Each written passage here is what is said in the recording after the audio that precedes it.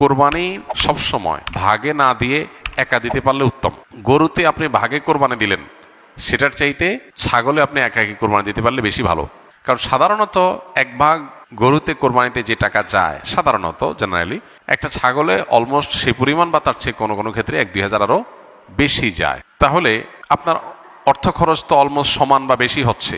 এদিকে একাধিক ব্যক্তি একই পশুতে কোরবানি দিলে সেখানে ঠিকমতো বন্টন হলো কিনা, কারোর মনে কোনো দুঃখ থাকলো কিনা, কোনো কম বেশ হলো কিনা, নানাবিধ বিষয় থাকে। আপনি একাকি কোরবানি দিলে, ভাগে কোরবানি না দিলে এই সমস্ত ঝামেলার ঊর্ধ্বে আপনি উঠে গেলেন।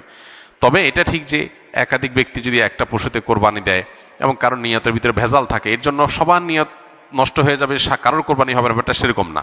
কারণ একজনের পাপের বোঝা আরেকজনের উপরে আসবে না। তারপরও সতর্কতামূলক উপায় হলো নিজের হালাল টাকা দিয়ে নিজের মতো করে কোরবানি দিতে পারা। শরীকে কোরবানি দিলে সেটা সম্পূর্ণ জায়েজ। একটা গরু, একটা ওট, এই দুই ধরনের পশুতে আপনার সর্বোচ্চ 7টি ভাগ হতে পারে। আর এর বাইরে কোনো ভগ্নাংশ চলবে না, অর্থাৎ এক ভাগ দুজন মিলে নেওয়া চলবে না। যে কোনো এক ব্যক্তি বা একটা পরিবারের তরফ থেকে একটা ভাগ হবে, এভাবে সর্বোচ্চ 7 ভাগ। সেক্ষেত্রে যত ভাগ কম হবে সব তত বেশি হবে। কারণ হলো একটা গরুর দাম যদি 70,000 টাকা হয়, 7 ভাগ হলে 10,000 করে পড়বে।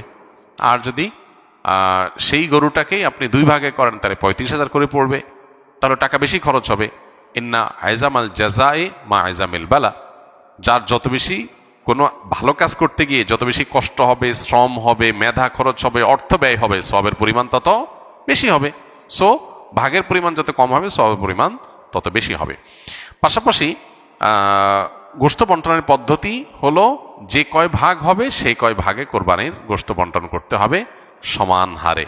এবং এক্ষেত্রে ভাগে কোরবানি দিতে গিয়ে, গোশত বন্টন করতে গিয়ে যদি কেউ তসরুফ করেন তো সেটা হারাম হবে, গুনাহের কারণ হবে এবং নাজায়েজ কাজ হবে। কয়েক ভাগে কোরবানি দেওয়ার পর যদি ওজন না করে অনুমান করে কোরবানি গোশত ভাগ করা হয় তাহলে কোরবানি হালাল হবে কিনা। অনুমান করে ভাগ করলে সেটা জায়েজ হবে তখন যখন শেয়ার হোল্ডার যারা আছেন, যাদের ভাগ আছে, তাদের কারোর মনে যদি কোনো দুঃখ না থাকে, তারা নিজেরা যদি সম্মত হন। ধরা যাক যে 2 ভাই মিলে কোরবানি দিয়েছেন, তারা চিন্তা করতেছেন এত এক্সাক্ট মাপামাপি করা ঝামেলার ব্যাপার, অনুমান করে আমরা ভাগ করে ফেলি, আমাদের কোনো দুঃখ নাই, একটু কম হোক বেশি হোক আমরা ভাই ভাই, কোনো অসুবিধা নেই। এটা যদি মন থেকে তারা সম্মত হন এবং আন্দাজ করে ভাগ করে নেন তাহলে ঠিক আছে, এটা জায়েজ আছে। কিন্তু একাধিক শেয়ার যখন থাকে তখন আসলে অনেকে হয়তো মুখে বলতে পারে হ্যাঁ অসুবিধা নেই, মনে তার দুঃখ থাকতে পারে। এই জন্য সেফ এবং নিরাপদ হলো যথাযথভাবে সেটা পাল্লায় ওজন করে হোক আর কোনো গামলা